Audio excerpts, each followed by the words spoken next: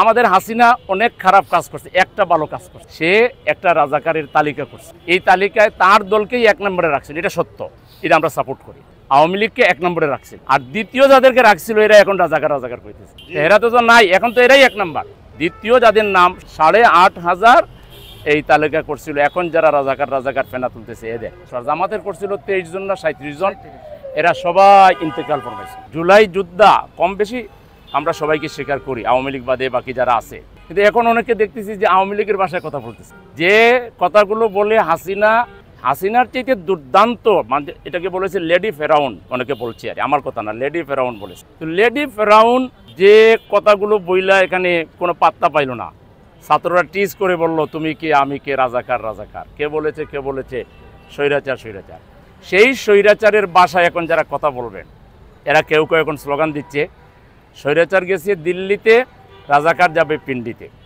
তাইলে এই স্লোগান যারা দিচ্ছেন তারা 2 ভাগ হয়ে যান, 1 ভাগ দিল্লিতে যান, কারণ আপনারা স্বৈরাচারকে তুষণ করছেন, স্বৈরাচারকে পুনর্বাসনের চেষ্টায় আপনারা আছেন। আমাদের কাছে হাজার ডকুমেন্ট আছে, টাকা নিয়ে কারে ইন্ডিয়ায় পাচার করছেন, কারে কোথায় কার বাড়িতে আশ্রয় ছিল, সব তালিকা প্রকাশ করে দেব। তাহলে আপনারা অর্ধেক স্বৈরাচারের দূষর হিসাবে দিল্লি যাওয়ার প্রস্তুতি নেন।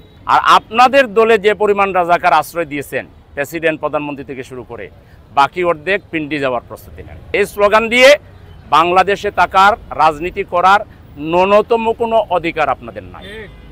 আপনারা সবচেয়ে বেশি স্বৈরাচারের দোষর, আপনারা সবচেয়ে বেশি রাজাকারের দোষর। আপনারা রাজাকার লালনের ফ্যাক্টরি। আপনারা রাজাকার, আপনাদের পদে আপনাদের প্রেজেন্ট লিডারদের তালিকা দিতে পারবো যাদের বাপ রাজাকার ছিল, শান্তি কমিটির লিডার ছিল। লজ্জা লাগে না? চেহারায় আয়নায় নিজের চেহারা দেখেন না কেন?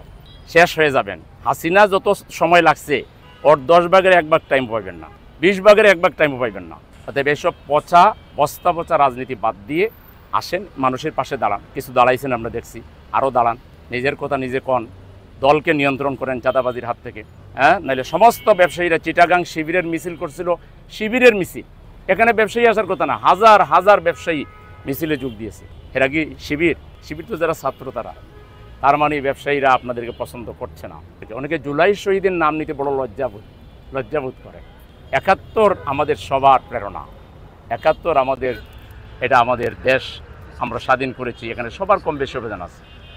71-এর রণাঙ্গনে যারা জীবন দিয়েছেন তাদের পরিবারের সন্তানেরা সবচেয়ে বেশি এখন আমাদের সাথে আছে। 71-এর রণাঙ্গনে যারা নেতৃত্ব দিয়েছেন তাদের বিরাট সংখ্যক তালিকা করেন যার দলের, আমাদেরটা আমরা দিব, আপনাদেরটা আপনারা দেন। রাজাকারেরও তালিকা করেন, মুক্তিযোদ্ধার তালিকা করেন, ভয়ানক লজ্জায় পড়বেন। সবচেয়ে বেশি রাজাকার আপনাদের দলে, আর মুক্তিযোদ্ধা অনেক